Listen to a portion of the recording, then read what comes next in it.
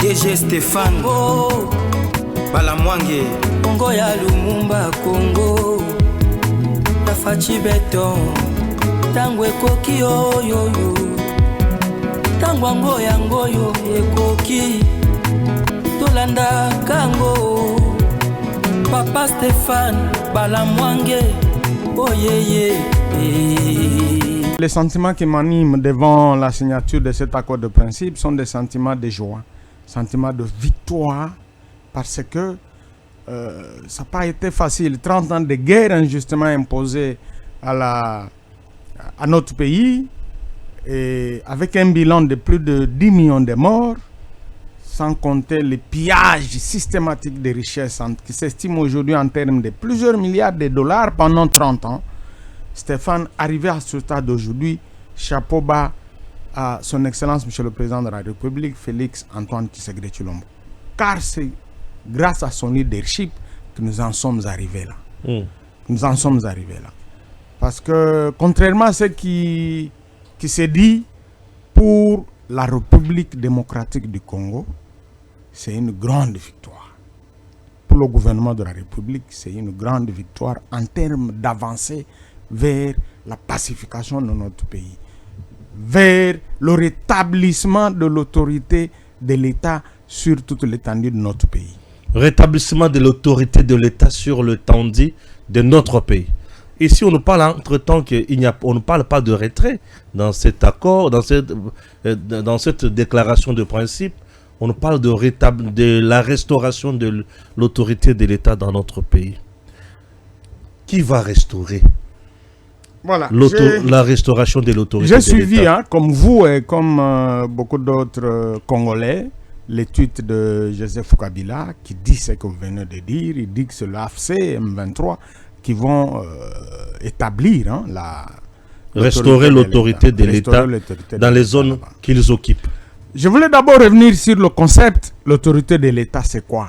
Quelles sont ses conséquences pour que les gens comprennent? Le concept autorité de l'État, dans sa mise en œuvre, se juxtapose, voilà le terme, se juxtapose à la notion de souveraineté et à la notion plutôt de l'intégrité territoriale. Comprenez? C'est-à-dire quoi? C'est-à-dire l'État met en mouvement tous ses services de sécurité, tous ses services de maintien de la paix, pour maintenir, exercer l'autorité de l'État sur tout son territoire. Un rebelle ne peut pas venir prétendre établir l'ordre de l'État. Ici, on parle du rétablissement. Il faut bien lire le concept. C'est le rétablissement de l'autorité de l'État. Cela veut dire quoi? Cela veut dire là où l'autorité de l'État, où l'exercice de l'autorité de l'État était rompu par la rébellion, le gouvernement de la République, ou l'État congolais, va restaurer. Ce n'est pas instaurer, mais restaurer l'autorité de l'État. Rétablir l'autorité de l'État là où il avait été rompu. C'est-à-dire là où il y a les rebelles. Vous comprenez? Parce qu'il faut que les gens comprennent. Ici, par les territoires contrôlés par le gouvernement de la République, l'autorité de l'État s'exerce sans faille. Là, vous êtes d'avis avec moi, n'est-ce pas? Toi et moi sommes ici parce qu'il y a l'autorité de l'État qui s'exerce, qui traque les malfrats, qui nous sécurise en fait. Le gouvernement nous sécurise, c'est ça le maintien de l'État. Le maintien de l'autorité de l'État. S'il y a un fauteur de trouble, l'État envoie ses services compétents pour le maîtriser. C'est ça l'exercice de l'autorité. Pour qu'il y ait la paix. La paix et la paix sociale. C'est ça la notion de l'autorité de l'État. Maintenant, lorsqu'on dit restaurer l'autorité de l'État, c'est-à-dire on restaure l'autorité de l'État là où il a été interrompu. Là où il a été interrompu, c'est où? C'est à l'est de la République, dans le nord et sud Kivu. C'est ça la notion. Alors, lorsqu'Kabila vous dit ça, moi je me dis, c'est un monsieur qui nous a dirigé pendant 18 ans, il rêve ou il n'est pas seulement intelligent. Il rêve en fait. Quand il y a un texte, il y a toujours le texte. Un texte, généralement un texte juridique a naturellement ce qu'on appelle l'exégèse, c'est-à-dire les écrits tels quels, et l'esprit du texte. Alors quand nous les juristes, on nous a appris à lire Et les mots, les textes tels qu'il est écrit ou de l'exégèse, au-delà de l'exégèse, on nous demande de comprendre en disant ça, qu'est-ce que le législateur ou celui qui a écrit le texte voulait insinuer. C'est ça que l'on appelle l'esprit du texte. L'esprit de l'accord, quand moi je l'ai lu, avec l'œil d'initié, j'ai compris, quand on parle du rétablissement de l'autorité de l'État, c'est là où cette autorité a été rompue, notamment dans le nord et sud Kivu. Ce n'est pas ici à Kinshasa, ce n'est pas dans le Bas-Congo où l'autorité de l'État s'exerce sans faille, mon ami. Nos amis ne comprennent pas. Ils ont des techniciens, il faut qu'ils leur demandent, ou ils ont signé un texte qu'ils n'ont pas compris. Malheur à eux. Tant pis pour eux. Tant pis pour eux. Quel sera leur sort? Voilà. C'est encore une bonne question. Dans ma petite analyse, je ne vois pas le M23 faire tout ce qu'ils ont fait à l'Est sans le Rwanda. Parce que le commandement militaire est assuré par le Rwanda, le financement c'est le Rwanda, les armes c'est le Rwanda qui fournit. Là, vous êtes d'accord avec moi, n'est-ce pas? Très bien. Alors, je vous pose la question. Oui. Le Rwanda, avec l'accord de Washington, décide de se retirer de la RDC. Oui. Et quel sera le sort? Je m'excuse, je ne suis pas habilité à vous poser des questions, mais je vous pose une question interrogatoire. Quel serait le sort du M23, que sais-je encore? C'est fini. Vous imaginez. Je ne sais pas. Avant l'émission, j'ai posé la question. Parce que je n'ai pas lu bien les textes. C'est sur les réseaux sociaux, on voit des partis, tout et tout. Quelqu'un a dit qu'on n'a pas parlé de l'amnistie là-bas. Tandis qu'il y en a qui prétendent qu'il y a de l'amnistie. Moi, je dis à ceux qui voient un danger dans l'amnistie. Parce qu'il faut quand même qu'on arrive à un moment ou à un stade de la vie sociale, un stade de la vie de la République démocratique du Congo, qu'on arrête cette histoire de penser un seul instant que pour devenir ministre, devenir président de la République, devenir je ne sais quoi, président du Sénat ou de l'Assemblée nationale, il faut tuer les Congolais. On tue les Congolais aujourd'hui, demain on bénéficie de l'amnistie, on devient vice-président de la République. Je crois qu'à un certain moment, nous devons arrêter ces concepts. Mais voilà comment, même si amnistie y aura, voilà comment moi je vois les choses. On accorde l'amnistie. Je rappelle d'abord que l'amnistie ne concerne pas les crimes qui relèvent de la compétence de la CPI. Vous comprenez? Oui. L'amnistie, ici au Congo, par une loi nationale, ne concerne pas les crimes qui relèvent de la compétence de la CPI. Ça. Et dans ces zones-là, il y a eu des crimes commis qui relèvent de la compétence de la CPI. Tout à fait. Le bureau du procureur. Le procureur était ici à Kinshasa. Vous avez oublié. Son bureau est à point d'œuvre, est à pied d'œuvre, en train de mener les enquêtes pour réunir les éléments pour débuter les actes de procédure. Donc, c'est avant et après, pour débuter l'étape préjuridictionnelle avant d'arriver à la Cour pénale elle-même ou à la juridiction. Donc, c'est pour vous dire que l'amnistie ne peut pas vous faire peur. Rien qu'à ce stade-là. Et donc, amnistie, la CPI fera son travail. Voilà. Amnistie à crime contre l'humanité, crime de guerre, crime de génocide, crime d'agression. Effectivement. Okay. Je me rappelle, je ne sais pas où je me trompe, je me rappelle avoir suivi le chef de l'État une fois avoir dit, même si amnistie il y a, ça ne va pas concerner ceux qui sont coupables de crimes de guerre et de crimes contre l'humanité. Déjà à notre niveau, chez nous au Congo, si vous êtes reconnu coupable de crimes de guerre, crimes contre l'humanité, crimes, il y a encore quoi, crimes de guerre, nous avons viol massif des femmes. Voilà. Donc vous n'êtes pas éligible à l'amnistie. Je crois avoir suivi le chef de l'État dire quelque chose dans ce sens. Donc ça ne peut pas nous inquiéter à ce stade. Nous avons un avantage d'avoir d'un côté la CPI qui est dont le bureau du procureur est à pied d'œuvre au niveau de la récolte des éléments d'infraction ou constitutifs, des éléments constitutifs d'infraction. de la compétence de la CPI, d'une part. D'autre part, nous avons notre gouvernement qui a déjà pris une position par rapport à ça. On a exigé retrait à M23 AFC. Non. Le texte, il faut bien le lire. Hein. Le texte diplomatique, en termes d'accord, c'est toujours un caractère juridique. C'est un texte juridique par excellence. Quand vous lisez les termes qui sont employés, le désengagement, qu'est-ce qu'on dit? Désengagement. Le désengagement, voilà le terme qu'on utilise. Lorsqu'on parle du désengagement, c'est-à-dire les deux parties se retirent des lignes de front. Par ligne de front, c'est le territoire occupé qui se retire. Parce que nous sommes chez nous. Ils doivent se retirer. C'est ça qu'on appelle désengagement. Désengagement. Vous comprenez? Désengagement, ça veut dire le retrait. Mais les gens, les pessimistes, veulent avoir le terme retrait. Non. Quand on vous dit il n'y a plus guerre, vous vous occupez l'Est en vertu de quoi? On parle aussi d'ailleurs, voilà. Nous revenons sur je reviens sur ce concept-là.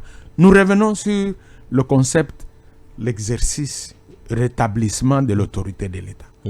Comment le gouvernement de la République va-t-il restaurer l'autorité de l'État sur un territoire contrôlé par les rebelles? Autrement dit, ça c'est dit dans le texte, pour permettre au gouvernement d'exercer l'autorité de l'État, il faut que les rebelles fassent quoi? Il faut qu'ils se retirent. Il faut qu'ils respectent l'intégrité territoriale. Je vous ai dit, le concept, l'autorité de l'État se juxtapose au concept souveraineté et au concept national et international et au concept intégrité territoriale. Vous comprenez? Lorsque vous ne contrôlez pas l'intégrité de votre territoire, comment prétendez-vous exercer l'autorité de l'État sur l'ensemble du territoire? Ah, c'est compliqué à ce moment-là. Voilà. Même si on ne le disait pas, le fait seulement de reconnaître au gouvernement de la République le pouvoir de restaurer l'autorité de l'État, et je rappelle ici que l'autorité de l'État dont question, c'est dans les territoires où cette autorité a été rompue par la rébellion. Ce n'est pas à Kinshasa ou dans Bukavu, Bukavu. Non, Bukavu, Goma, c'est entre Bukavu. Qu'est-ce que je voulais dire? C'est entre le sud, c'est au sud et au nord Kivu. Parce qu'ailleurs, il n'y a pas de problème. L'État existe son autorité sur l'étendue de la République. Mais cette autorité a été rompue juste dans le Kivu. Dans le Kivu. Très bien. Et que l'État ne peut pas exercer cette autorité dans le Kivu si le M23 et FCC ou FCC continuent à être là. Avec leur administration parallèle. Effectivement. Tout ça, il faut mettre de côté. Et laisser l'État exercer son pouvoir. L'État va exercer. Parce que leur présence, c'est à l'antipode de l'exercice de l'autorité de l'État par le gouvernement de Kinshasa. Mais Kabila, c'est l'un ou l'autre et non les deux à la fois. Les deux ne peuvent pas cohabiter en fait. Ah, ok. Voilà. Étant des Congolais, ouais. Kabila lobi ke bango bakovana bango ne mutu bakosala makambo wana. L'État peut s'en avoir confiance. Ça s'appelle les rêveries. Ndoto Baba. Kabila zo rêvé le kola baba. Webi rêverie na lingala. Webi rêverie na lingala. Ndoto Baba. Ndoto Baba. Kabila zo. Je vous ai dit la fois passée qu'on a affaire à un Trump, hein, qui n'a pas changé, qui reste le même. Qui est capable voilà, capable. Oui. Capable. Déjà, il y a l'équipe, il y a des informations qui relèvent de la sécurité qu'on ne peut pas diffuser ici. Je vous dis seulement que tout est mis en œuvre pour que quiconque oserait déranger la mise en œuvre de ces accords soit mis très rapidement hors état de nuire. Hein? Effectivement. Une équipe sans blague. Des snipers. J'ai dit que je n'aime pas parler, divulguer des informations qui relèvent de la sécurité du pays, c'est pas bon. Ou du domaine de sécurité militaire, c'est pas bon. Mais je dis tout simplement que tout est mis en œuvre pour que quiconque, qu'est-ce qu'il soit Kabila, qu'il soit Nanga, qu'il soit Kagame, s'il ose entraver la mise en œuvre de deux accords, Doha et Washington, Washington le dit bien clairement que le gouvernement a le pouvoir de recourir même à des groupes non étatiques pour faciliter l'application de l'accord. C'est ça que ça dit. Et de l'autre côté, ça s'applique mutatis mutandis dans l'accord de Doha. Vous comprenez? Donc l'OTAN peut venir au Congo. N'importe qui. À Washington, l'accord de principe parle des groupes non étatiques. Je vous rappelle en passant que c'est une ouverture pour que Blackwater vienne. Vous comprenez? Et Dieu seul sait s'il n'est pas encore dans nos murs. Peut-être ils sont déjà là. Voilà. Donc c'est pour vous dire que nos amis Kabila Bazolota Baosaka Namoto. Ah, ok. Il est plus que temps que le Congolais, nos compatriotes de l'Est, respirent l'odeur de la paix. Alors, comme l'a dit la ministre d'État, ministre des Affaires étrangères, la paix durable. Parce que ça, c'est une fin à 30 ans de malheur, de tueries, de sang congolais qui n'a fait qu'écouler grâce à la dynamique, au dynamisme de Félix Antoine Tshisekedi. Nous en sommes arrivés là. L'Est de la République va respirer l'odeur de la paix, alors une paix durable. Très bien. Dans la déclaration de principe, on met la négociation, dialogue direct. Voilà, c'est que moi, je vous donne mon idée, la lecture que j'ai fait de ça. Hein. Ce n'est pas que j'ai parlé avec un membre du gouvernement. Ou, non. Voilà, c'est que ce n'est pas aussi un péché. Vous savez, dialogue direct. Je vous donne un exemple. Je vous donne un exemple. Oui. Ukraine, Russie. Hein, c'était mon moment. Même maintenant, ils sont toujours en dialogue, oui. Mais entre-temps, la guerre se mène. Oui. Vous comprenez? Je prends l'exemple d'Israël. Israël et Palestine. Oui. Même malgré tout ce qui se mène, tout ce qui s'est fait là, ils sont en négociation. Ils se parlent. Un gouvernement responsable doit toujours être ouvert au dialogue. Que cela ne vous dérange pas, papa. L'avantage que nous avons, nous, Congolais, aujourd'hui, c'est de négocier en position de force. Hier, on négociait en position de faiblesse parce que à chaque dépend entier de notre territoire était pris par les rebelles chaque jour. Mais maintenant, nous sommes en position de force. Donc ça ne peut pas déranger. Négocier en position de force. Position de force. Nous avons déjà arraché. Position de force avec Goma partir, Bukavu partir. C'est ça la position de force. Non. Nous sommes au soir de la vie. Mieux vaut la fin d'une chose que son commencement. Ok. Vous comprenez? Oui. Ici, ils sont à la fin, ils sont en train de partir. Nous avons arraché la signature de l'accord de Doha et la signature de l'accord de Washington. Nous sommes en position de force. Et au mois de juillet, l'accord global ou définitif sera signé entre le Rwanda et notre pays. C'est la fin de la guerre, de 30 ans de guerre. L'occupation là... Mais je vous ai dit ici que l'accord dit on doit rétablir, le gouvernement de la République devra rétablir l'autorité de l'État dans le Kivu. Donc ils sont à leur fin en fait. Oui. Raison pour laquelle les gens donnent aussi raison aujourd'hui à Vital Kamerhe qui avait vu tôt dialogue pour éviter le non. Je crois qu'il et aujourd'hui on dit que Vital Kamerhe a été mal compris. C'est faux. Il reste le modèle. Non. Le maître. Laissez-moi parler. J'ai incompris. Non. Il n'est pas le maître incompris. Voilà l'analyse que j'ai fait de ce que Kamerhe avait dit. À l'époque, négociation. Ça, c'est ma compréhension. Lorsque Vital Kamerhe parlait de la négociation, en son temps, on allait négocier en position de faiblesse. Nanga devrait. Ils étaient en train de le dire. Hein. Il fallait qu'on fasse une transition sans Tshisekedi. Dans leur logique, quand ils prenaient des territoires, ils avançaient. Et ils se disaient, il faut qu'on arrive à une transition sans Tshisekedi. Vous savez, aujourd'hui, si on en était arrivé là, on aurait des Rwandais partout sur la ville en train de nous massacrer, comme quand Mouzé était venu avec Afdel. Vous vous rappelez, juste l'arrivée de Mouzé, les Rwandais tuaient les gens dans des rues, sans problème et sans procès. C'est ça qui avait énervé Mouzé. Mouzé a créé la fameuse cour d'ordre militaire. Ces gens, quand ils sont entrés à Goma, dans 2 semaines, 10 000 morts. Vous vous rappelez? Ça, c'est le rapport de l'ONU. Ce sont les experts de l'ONU qui le disent. 10 000 morts. À supposer qu'ils étaient arrivés à Kinshasa. Vous imaginez ce que ça aurait donné comme... Et dans ce contexte, on ne pouvait pas négocier avec ces gens. Maintenant que nous négocions séparément, les Rwandais d'un côté et de l'autre côté, nous disons, les initiés comme nous disons, nous sommes en position de force. Et c'est différent avec les négociations dont Kamerhe parlait. De loin différent, sur toute la ligne. Kamerhe induisait le chef en erreur. Je n'aime pas entrer sur cette pente-là. Je respecte beaucoup mon grand frère Vital Kamerhe, qui est le président de notre assemblée. Je n'aime pas parler des individus. Moi, j'aime parler des idées, des concepts. Négocier en son temps-là était suicidaire pour le gouvernement de la République. Négocier maintenant, le gouvernement va aux négociations regaillardi. par l'accord de Washington et par l'accord de Doha. Ok. Je crois que tout initié comprendra ça comme moi.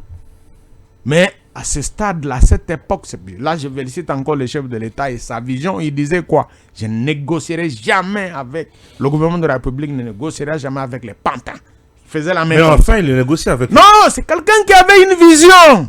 Maintenant, il peut négocier avec les petits. Allez, taisez-vous là-bas. Non, Sobo Sakani, on dit à Trump. Regarde ce qu'il disait. Trump intervient. Tu comprends? Oui. Nous sommes en position de force. Vous comprenez? Oui, oui. Nous sommes en position de force. Maintenant, on peut négocier. Leur dicter ce que nous voulons. S'ils ne veulent pas, on dit, monsieur, ça prend droit, laissez partir. Vous serez... Je vous dis que le Rwanda, AFC, c'est quoi? M23, c'est rien sans le Rwanda. Je vous dis que c'est rien sans le Rwanda. Dites-moi, toutes les armes qu'ils ont sophistiquées, les systèmes anti-radar, tout ce que vous avez là, vous croyez que Nanga a acheté ça avec son argent? Quel argent avait-il? Kabila encore moins. Bien sûr, Kabila a des milliards qu'il a volés au Congo. Mais avoir une armée sophistiquée comme le Rwanda en avait là, il n'y a que le Rwanda. Les rebelles ne peuvent pas s'offrir ce genre d'équipement militaire. C'est le Rwanda. Il suffit que le Rwanda, comme il va se retirer avec l'accord de Washington, mais c'est fini. C'est fini. Les années beaucoup de perne beta comme cognos. Ba beta koka kana perne basa. Basa ngili bazo beta. Mais mon repère a kouf. Tu vas te manger contre l'enfant. Voilà. C'est ça qui va se passer. Au pays, M23 ne représente rien parce que c'est une fabrication du Rwanda. Dans la même forme, dans la même logique que l'AFDEL, que CNDP, que l'histoire des Rubera, c'est quoi? RCD. C'est le Rwanda derrière. Robert Minako qui pense qu'il faut aujourd'hui un dialogue inclusif et qui peut mettre autour d'une même table Joseph Kabila, Félix Tshisekedi pour mettre fin à Makamoso. Vous savez, ces gens de FCC n'ont plus de discours à nous donner. Parce qu'ils ont géré, en fait, Kagame, à travers eux, Kagame a géré ce pays par procuration. Il nous a amenés là où nous sommes aujourd'hui. Un pays capable de générer les recettes de 16 milliards de dollars. Pendant 18 ans, ils ne sont même pas arrivés à 5 milliards. Est-ce qu'ils ont un discours à tenir au peuple congolais? Mon frère journaliste. Soyons sincères quelque part. Ces gens de FCC là, où ils peuvent perdre. Ils peuvent vous dire quoi? Pendant 18 ans, ils ne sont même pas arrivés à 5 milliards. Nous parlons maintenant de la gouvernance, n'est-ce pas? Oui, oui. Un pays, mais dans 4 ans, tu sais qu'il a démontré que la République démocratique du Congo peut générer en termes de recettes propres 16 milliards de dollars. Dis-moi, soyons sérieux, taisez-vous, laissez Tshisekedi travailler. Peut-être c'est ça la logique. Sous Kabila, le pays avait tellement de problèmes. Non, quel problème? Mais eux, ils ont dit qu'ils avaient maîtrisé l'AFDEL. M23. Le M23. À la remise et reprise, est-ce qu'il y avait guerre? Il n'y avait pas guerre. Ils avaient toute l'occasion. Sauf, voilà ce qui s'est passé pendant que le PPRD gérait et Kabila gérait le pays. Ils ont fait un système d'un budget parallèle. Le Zolo l'a dit. Hein. On l'a taxé de fou. Tu te rappelles, le Zolo Bambi. Il a dit, le pays est capable de générer, chaque année, 15 milliards de dollars. Et c'est ça qui a fait de tous les kabilistes ici, des millionnaires et des milliardaires. C'est ce qui a fait de Kabila aujourd'hui multimilliardaire. On estime sa fortune à 14 milliards de dollars, ce monsieur-là. Il faut qu'un jour, le gouvernement l'interpelle pour qu'il vienne nous dire comment s'est-il enrichi. Il est venu en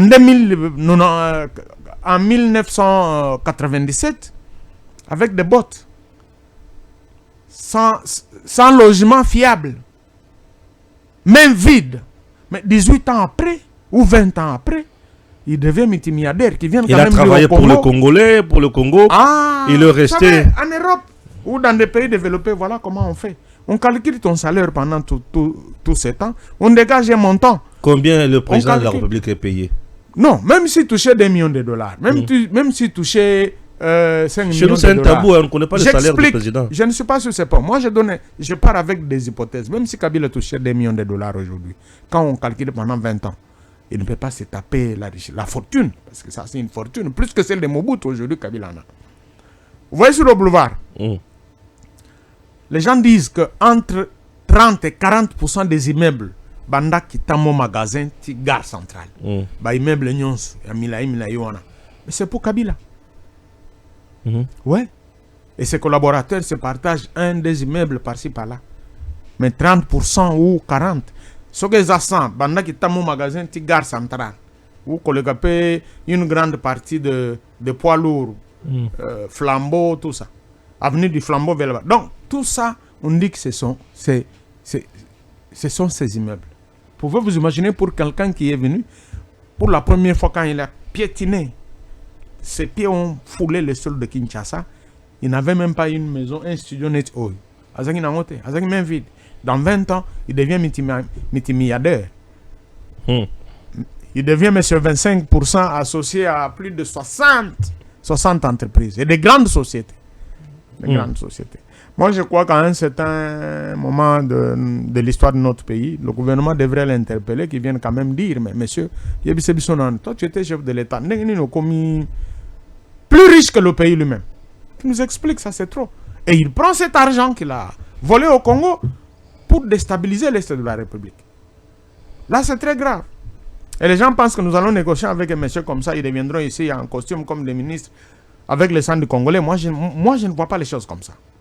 C'est pourquoi je vous ai dit, les négociations, lorsque Goma et ou quand ils venaient à Bunagana, tout ça, commençaient à négocier avec eux, étaient inappropriés parce qu'ils étaient en position de force. Maintenant que nous sommes en position de force, on peut négocier avec eux. Et dans les négociations, on demande toujours d'aller aux négociations en position de force. Martin Fayulu sort de son silence.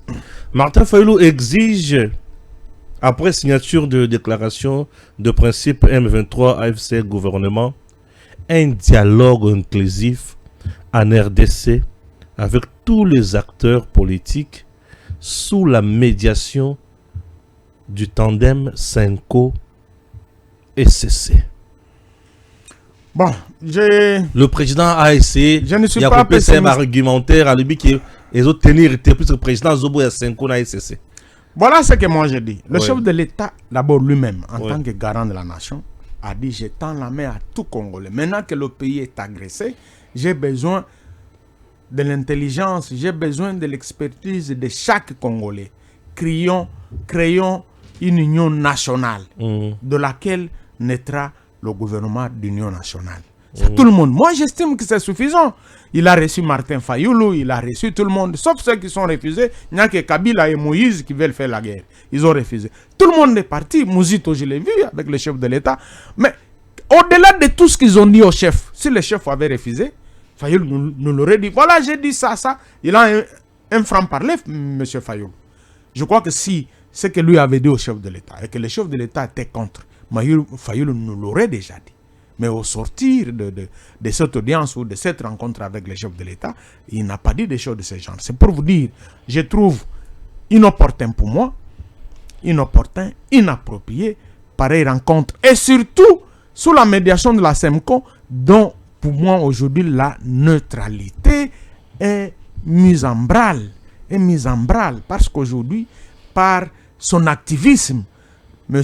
Ambongo et Cholet, par leur activisme, Ambongo et Cholet, ont démontré qu'ils ne sont plus neutres, ils ne sont plus l'église au milieu du village. Ce sont les photos prises par Fulgence Mouteba à Goma. Non, je ne parle. On le voit bénir Nanga, on le voit sourire avec Nanga. Ça dérange. Politique, ça dérange. En politique, le geste parle. Hein. C'est que le geste qu'il a fait, un pasteur, prodigue de conseils. Il devait dire à Nanga: mon fils, ce que tu fais n'est pas bon. Comme son père Kangenza, parce que lui est venu de l'église de l'apôtre Kangenza. Comme les conseils qu'il lui avait donnés à la télé, je crois que vous êtes journaliste, vous avez suivi. C'est comme ça qu'un homme de Dieu agit. Mais toi, tu vas bénir. Tu m'as amené sur une autre pente, je vais revenir à ce que je disais. Tu vas bénir un rebelle sur qui pèse les 100 des millions de Congolais. Tu le bénis, tu manges avec lui. Et après, tu m'appelles à un dialogue. Tu vas me dire quoi, toi? Après tout ce qu'il a fait. Donc, c'est ça que j'ai dit. Moi, j'étais en train de parler du comportement, de l'activisme de Cholet et Ambongo. Créer un doute à telle enseigne que le Congolais méfiant vis-à-vis de ces gens, ils disent qu'ils ne peuvent rien nous apporter de bon parce qu'ils se comportent plus en opposant que les opposants politiques eux-mêmes. Comment se fait-il qu'un jour l'abbé Cholet se réveille, Monseigneur Cholet se réveille et dit: voilà, les swahiliphones, toi tu es swahiliphone, non? Les Swahiliphones sont maltraités à Kinshasa. Massacrés ou tués, je ne sais pas ce qu'ils voulaient dire. Alors que nous avons des amis. Moi, j'ai étudié avec beaucoup de Swahiliphones. Ce sont mes amis aujourd'hui. On se rencontre, on partage un verre ensemble. Il n'y a aucun problème. Mais en disant ça, ça venait d'où? Mais il quitte ici, il va à l'Est. Là où les Swahiliphones, tous les morts qu'ils ont, toutes les personnes mortes au Kivu, c'est-à-dire Sud Kivu et Nord Kivu, vous êtes sûr avec moi que ce sont des Swahiliphones parce qu'ils parlent les Swahili. Ils vont là où il y a eu plus de 10 000, dans 2 semaines, 10 000 personnes tuées, assassinées, massacrées. Ils ne font aucune déclaration. Au contraire, ils se tiennent à l'épaule, ils sourient, ils rient. Non, de peur qu'ils soient arrêtés aussi. C'est un endroit horrible. Et quand ils sont revenus ici, ils devaient dénoncer. Ça. Mon ami, vous allez vous dîner avec la personne qui a tué les Congolais, vous ne dites rien. Mais quand vous êtes à Kinshasa, vous dites que les Swahiliphones sont maltraités. La logique est simple. Les Swahiliphones sont maltraités à Kinshasa, on vous le concède. Mais vous êtes allés là où les Swahiliphones ont été massacrés comme des mouches, enterrés dans plusieurs fosses communes. Et vous n'avez rien dit. Vous riez avec ces gens. Vous bénissez les tueurs. Dites-moi, comment puis-je me soumettre à l'autorité de personnes comme ça pour être dirigé dans une quelconque négociation? Moi, j'ai dit non. Dialogue. Si, permettez, si Fayoulou, comme il l'avait déjà fait avec son frère, il l'estime. C'est ça ma proposition, palliative par rapport à sa proposition. Estime qu'il y a encore des choses qui sont restées, qu'il peut dire à son frère, le chef de l'État. Il n'a qu'à aller vers lui. Le chef de l'État est ouvert. S'il l'appelle, il va décrocher et il va le recevoir.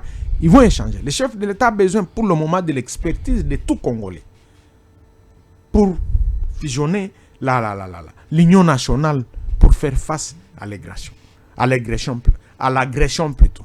Donc voilà, moi je n'estime pas qu'il faille recourir aux gens. Vous savez, nous les chrétiens on dit, ce n'est pas n'importe quel pasteur qui doit t'apposer ses mains. Il faut faire attention. Pas n'importe quel pasteur. Quelqu'un qui va dîner avec les assassins des Congolais, vous croyez qu'il a encore l'onction de Dieu pour venir vous apposer ses mains?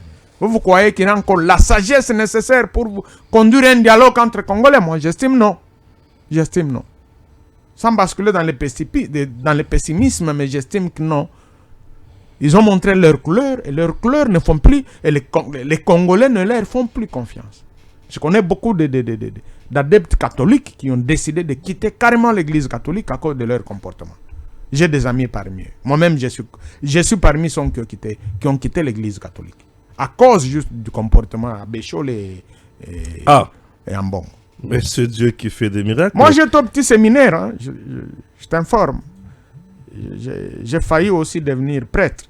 Je connais. Je suis de l'église catholique depuis l'enfance. Vous avez failli devenir prêtre. Voilà. Donc, avec le comportement de Monseigneur Ambongo, Monseigneur Cholet, vraiment, ils m'ont déçu. Et je me suis dit si ils ont encore l'âme catholique en eux. Vous savez, vous pouvez porter la toge catholique, mais en vous, vous n'avez pas l'âme catholique. Parce que l'âme catholique, c'est l'ensemble des valeurs chrétiennes prêchées par Jésus-Christ.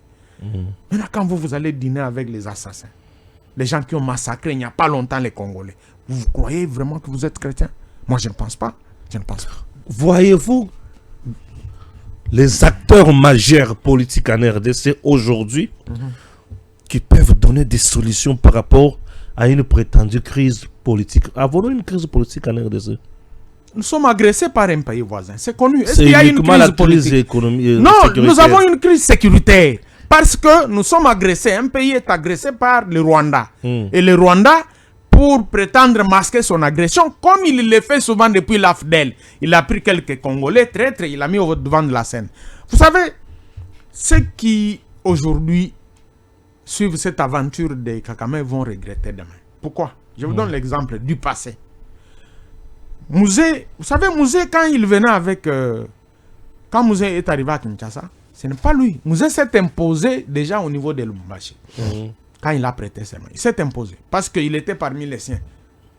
Il s'est dit, je suis parmi les miens. Ces Rwandais ne vont plus, ou ces Tutsis ne vont plus me faire du mal. Il s'est autoproclamé chef de l'État. Mais les Rwandais n'étaient pas contents. C'est à ce moment que Kagame a pris la résolution de les tuer. Mais ils ont dit on ne peut pas les tuer tant que nous ne sommes pas en Kinshasa. Le plan, c'est arrivé à Kinshasa, liquider Musée, faire de Roubaix, comment il s'appelle, il y a Deogracia Roubaix. Deogracia Bizibwa. Non, il y a un Deogracia là. Deogracia Baguera ou bien... Non, celui-là, qui était avec Musée. Musée l'avait même nommé ministre d'État. Vous vous rappelez? Deogracia... un certain Deogracia. Oui, le nom m'échappe. Donc c'est lui en fait que Kagame avait prévu pour diriger le Congo, déjà en son temps. Vous comprenez? Et Rwandais tout fait. Ok. Ouais. Bien qu'il ait étudié à l'IBTP ici, mais c'est un Rwandais. D'ailleurs, il a étudié avec la bourse rwandaise ici. Il a étudié avec une bourse rwandaise. Ouais. Moi, je connais beaucoup de Rwandais qui ont étudié. Même ceux qui ont étudié avec, je le dis au conditionnel, avec Roubaix à l'université de Katanga, ils disent qu'il a étudié avec une bourse rwandaise. Quand il s'est dit aujourd'hui congolais, moi je regrette. Ses collègues de l'université, ils disent qu'il avait une bourse rwandaise. Robert a bénéficié d'une bourse rwandaise. Effectivement. C'est ce que ses collègues de l'université disent. C'est pas moi. Donc c'est pour vous dire que ces gens, j'étais en train de dire que les Nanga et consorts, les Congolais qui sont avec les Rwandais aujourd'hui, ils vont regretter demain. Parce que les Rwandais, quand ils vous amènent dans la guerre, c'est pour masquer l'agression. Mais en cas de dividende politique, ils mettent un Rwandais. Ils vous écartent, ils vous liquident. Je vous donne un exemple. Quand on a créé les RCD, ce n'est pas Roubero qui en était président. L'autre Rwandais ici, c'est qui? C'est lui qui a rejoint Kabila à l'Est. Nyarugabo le dit souvent. Quand on a créé le RCD, c'est, je crois, Mawapanga Monananga qui était le président du mouvement. Là, il y avait les mains de tout le monde dedans. Le RCD quand il a été créé. Mais voilà quand ils arrivent à Kinshasa. Non, pas à Kinshasa. Lorsqu'ils se posent les problèmes de négociation à Sun City. Mawapanga avait déjà été liquidé. Empoisonné, il est allé mourir, je ne sais où. Mais déjà empoisonné à cette époque-là. On fait monter Roubaix au devant de la scène et c'est lui qui participe au dialogue de Sun City pour devenir plus tard vice-président de la République. C'est ça. M'excuse, c'est ça les jeux des Rwandais. Les Rwandais, quand ils évoluent avec ou de tout en fait, quand ils évoluent avec vous, en cas de dividende, sachez que c'est eux qui vont en bénéficier, c'est pas vous. À supposer que Nanga vienne à Kinshasa, vous croyez que les Rwandais vont laisser Nanga devenir chef de l'État ici? Jamais. Ils vont chercher un Rwandais. L'exemple en est qu'ils ont pris le Goma. C'est des Rwandais qui sont gouverneurs et vice-gouverneurs là-bas. Non, et puis c'est Kagame qui a nommé, ce n'est pas Nanga qui a nommé. Renseignez-vous. Même au Sud Kivu, c'est la même chose. C'est des Rwandais. Et on a nommé un gouverneur qui parle Kinyarwanda. Il veut faire les Rwandais poussent Nanga plus loin à dire que le Kinyarwanda est une langue nationale congolaise. Mais c'est la folie, ça. C'est la folie.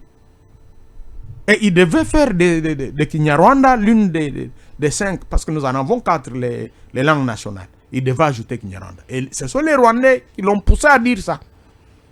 Non, c'est pour dire que nos frères devraient quitter les Rwandais avant qu'il ne soit tard. Avant qu'il ne soit tard. Avant qu'il ne soit tard. Parce que les Rwandais ne vont pas les laisser profiter des richesses du Congo. L'objectif de la guerre, je vous ai dit la fois passée, c'est prendre le nord et le sud Kivu avec tout ce qu'il y a comme minerai. Et avoir les Rwandais à Kinshasa qui vont faire passer pour Congolais, pour diriger le pays, pour qu'ils leur laissent cette partie de l'Est. C'est ça l'objectif de la guerre que Kagame mène. J'ai suivi James Kabarebe un jour, il dit que notre guerre, c'est une guerre existentielle. Donc pour eux, c'est question de vie ou de mort. Ils doivent prendre l'Est de la République démocratique du Congo parce que faisant partie intégrante du Rwanda.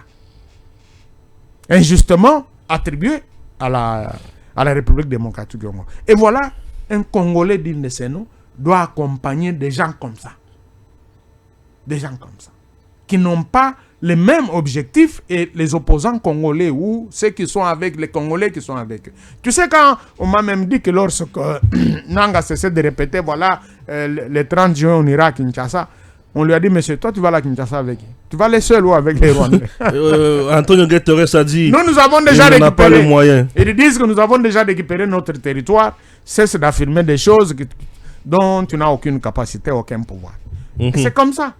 L'objectif du Rwanda, ils le disent si bien, c'est prendre l'Est, les blocs là, avec tout ce qu'il y a comme minerai. Les gaz et le pétrole qu'il y a dans les lacs, tous les minéraux dont je ne peux citer ici, ou que je ne peux pas citer tous ici. Ils veulent récupérer les richesses, toutes les richesses qu'il y a. C'est ça les plans. Et avoir aussi des terres pour paître leurs troupeaux. C'est ça le plan. Il n'y en a pas deux. Et toi, Congolais, tu vas cautionner un plan comme celui-là, pour lequel Mouzé est mort, parce qu'il ne voulait pas de ça. Mais il faut être malade. Mais on veut aussi tuer Tshisekedi à Kinshasa. Je vous ai dit la fois passée que ce monsieur, Dieu est avec lui. Tous les coups qui vont monter vont échouer. Toi-même, tu es en train de... Même ceux qui étaient dans la maison. La maison militaire, c'est quoi? C'est le tout premier garde du corps du chef de l'État, en fait. Le chef de la maison militaire du chef de l'État. C'est lui qui gère l'armée, c'est lui qui mène la guerre, en fait. C'est lui le premier garde du corps du chef de l'État. Il pouvait les liquider facilement. Mais pourquoi il ne l'a pas fait? Dieu. Le mariage entre Dieu et Tshisekedi est parti du stade des martyrs. C'est difficile. C'est un mariage difficile à défaire aujourd'hui. Ok. Non, c'est difficile. Parce que c'est ce que Dieu a scellé. Okomona Mututu, tiens-les pour dire aujourd'hui. Nous sommes spirituels. Mututu a commis à Koboma Tshisekedi. A Kobimana Poisa, Bako Kangaï, Ndako Kufana Boloko. Tu dis bazo kangama kangama wana. Bakufa bango moko na boloko sans que bango. Kanda ya Nzambe. Quand on va les arrêter, ils vont mourir tous dans les cachots sans être assassinés, sans être touchés. Kanda Nzambe ko boma bango. Comme Dieu l'a fait avec les enfants d'Israël. Retiens ce que je vous dis aujourd'hui. Très bien, je vais lire quelque chose. Ouais. Laurence Kanyuka, vous connaissez? Le porte-parole du M23. Pris la main. Un Rwandais, un autre Rwandais. Pris la main dans le sac. Ouais. Dans une enquête exclusive, le journaliste français Thomas Dietrich lève le voile sur un vaste réseau de pillage des ressources minières orchestrées dans l'est de la RDC. Au cœur du scandale, Laurence Kanyuka, porte-parole du mouvement rebelle M23. Dans un reportage explosif, Dietrich accuse Kanyuka de jouer un rôle actif dans l'exploitation illégale de minerais congolais sous le regard complice et silencieux du pouvoir français. De révélations qui relancent le débat sur les responsabilités internationales dans la déstabilisation de la région. Voilà. Le même Laurence va sanctionner des entreprises naïves. Il y a minerais, blanchiment de capitaux et consorts. Laisse-moi t'expliquer. Allez-y. Laisse-moi t'expliquer. Merci beaucoup. Laurence, c'est... Naningala tokobenga nini? Nani. Mukala ya Kagame.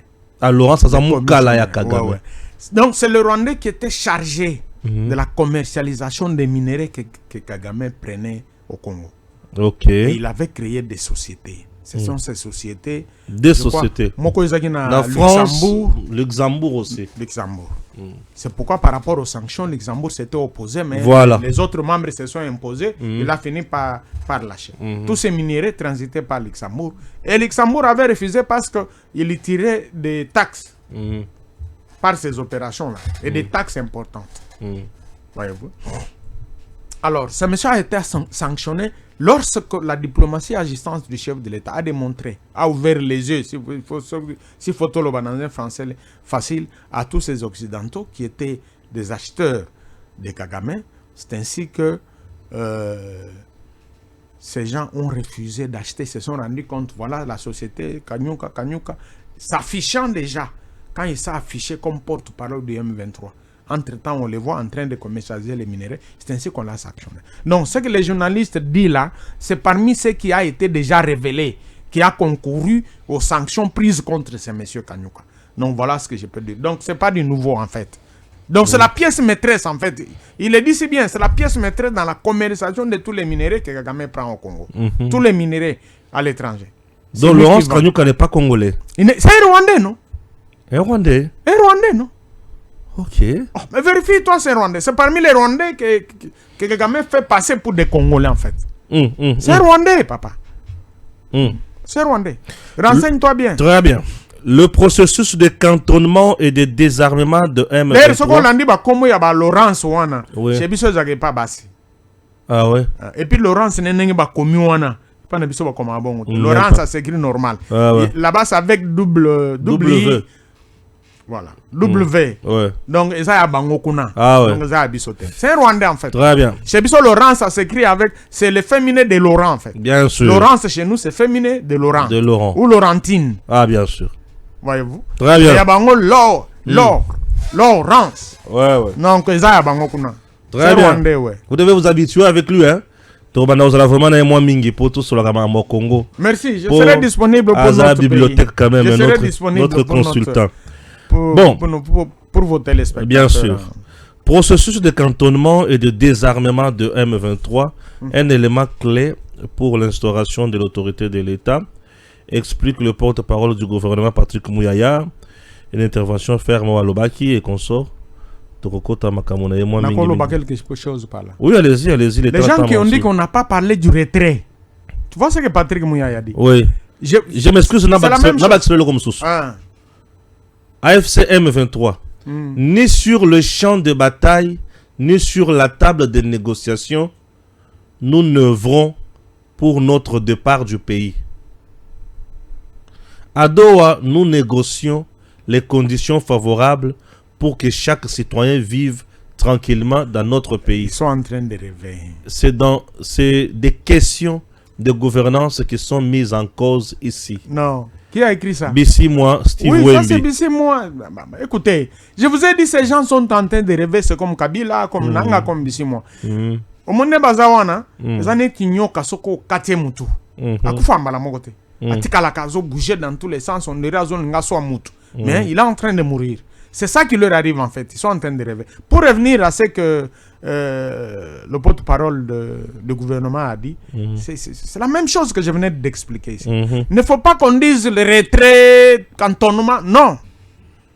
Lorsqu'on dit tout simplement, on doit restaurer plutôt l'autorité de l'État dans le nord, c'est sous-entendu dans le nord Kivu et le sud Kivu. Je vous ai dit, la notion de l'autorité de l'État ou l'exercice de l'autorité de l'État est opposé, est à l'antipode avec la présence, la notion de la présence du M23 ou des Rwandais dans le nord et le sud Kivu. Vrai ou faux? Vrai. Autrement dit, pour que l'autorité de l'État soit rétablie à chose au nord Kivu et au sud Kivu, il faut quoi? Il faut que les Rwandais se retirent. Moi, je n'aime pas parler des M23, ce sont des Rwandais en fait. Ils doivent se retirer. Au Bilobela Bazo Komawana, c'est des gens. D'abord, je vous rappelle que. Je l'ai dit la fois passée, peut-être. Il faut une pour que les gens comprennent bien. On était avec ces gens en Angola, à Luanda. Je vous ai dit qu'à Luanda, ils étaient libres. Leur chef Kagame s'est retiré et aussi se sont retirés. Vous vous rappelez? Très bien. Ils ne voulaient pas. Le président s'est retrouvé seul là-bas. Voilà. Quel sabotage. Non, le chef de l'État a voulu montrer à la face du monde qu'il est là, il est saboté, voilà, il est de bonne foi. Voilà. Il est venu négocier. On est bakimi terrain. Mais ngana na terrain, na lingi to beta match. No arbitre siko na minito yo. Amoni abeti forfait. Tu sais quand une équipe ne se présente pas, c'est le forfait. 5-0. C'est ça qu'on appelle le forfait. Maintenant, ce qui se passe à Doha. Regarde, depuis que Kagame est parti de Luanda, on ne parlait plus de ce genre de rencontres. Nous nous sommes réveillés du coup. Un jour, à la télé, on voit le chef de l'État, Kagame, entre les deux, l'émirat du Qatar. Vous comprenez? C'est du jour au lendemain. Je vous ai dit hier qu'Oignon Soizo Salema, c'est contre leur volonté. C'est apprendre ou à laisser. Ils ont voulu apprendre ou à laisser. À la veille de l'élection, quelques jours avant la prestation de serment de Trump. Ils le savaient déjà. Ils ont tenté des manœuvres pour éliminer le chef de l'État. Ils ont échoué. Ils se sont dit, avant que le démocrate procède à remise et reprise, il faut que Tshisekedi a déjà liquidé. Mais comme Tshisekedi est avec Dieu, ou Dieu est avec lui, ils ont échoué. C'est pourquoi le premier acte que Trump a posé, parce que c'est une question qu'on lui avait déjà posée, souvenez-vous, à sa campagne, on lui a posé la question sur le Rwanda et le RDC. Il a dit une fois président, je vais mettre fin à cette guerre. C'est ainsi. Même s'il n'a pas encore réussi entre l'Ukraine plutôt la Russie, l'histoire de l'Ukraine et de la Russie ne se ressemble pas à celle de la RDC et le Rwanda. Ce sont deux histoires différentes avec deux réalités différentes. Pour nous, il a réussi. Il s'est réveillé un jour, a eu le téléphone à Ben Kagame. Demain, après avoir parlé avec l'émir du Qatar, il a dit à Kagame, demain je vais te voir là-bas avec ce qu'il y a en négociation. Pas d'édiction, et il a coupé. Et ces gens, quand ils donnent un ordre comme celui-là, quand tu refuses, ton sort est scellé à l'avance. Vous comprenez? Oui. Quand tu refuses, le sort est scellé en avance. Et après, il a informé les chefs de l'État. On s'est réveillé un jour, sans bruit. Nous avons vu à la télévision le chef de l'État à côté et également à côté, à Doha, en train. Pourquoi celui qui venait de quitter, de saboter les négociations à Luanda, accepte subitement de se retrouver au Qatar en train de négocier jusqu'à arriver à l'accord. Et quand ils se sont mis d'accord au niveau du Qatar, le grand Trump a dit là-bas c'est insuffisant, venez le faire ici comme ça. J'ai le temps. Voilà. Donc c'est ça qu'il a dit. Et ils se sont retrouvés là-bas. Chaque fois ils étaient avec Boulos, dit qu'est-ce qui se passe? Non, pas ça. C'est comme ça. Ils ont signé. Ils n'avaient pas de choix. Au regard de ce que Joseph Kabila... juillet plutôt, ou le 15, je ne sais pas moi, je ne connais pas la date exacte. Ils vont signer l'accord définitif. Voilà, je vous pose... Déjà, l'accord de principe dit chaque État a le droit de recourir à des groupes armés non étatiques pour faire respecter le protocole d'accord. Ça dit tout. Je vais vous poser une question. Oui. C'est une analyse comparative de certains accords signés par Joseph Kabila. Joseph Kabila signe l'accord avec M23, CNDP à l'époque. Nous sommes le 23 mars 2009. Avez-vous l'idée maîtresse de cet accord? Et en rapport à signé les lots avec AFC M23, tu sais ce qu'il dit? A-t-il évolué? C'est la nuit et les jours. Hein? Donc ce n'est pas... La nuit et les jours. C'est la nuit et les jours. C'est les jours et la nuit. Il ne faut pas comparer les deux. C'est vraiment différent. Je rappelle qu'ici, Tshisekedi ne signe pas l'accord seulement avec l'M23. Tshisekedi signe l'accord d'abord avec les Rwandais. Comme il avait dit, il est resté fidèle à sa parole.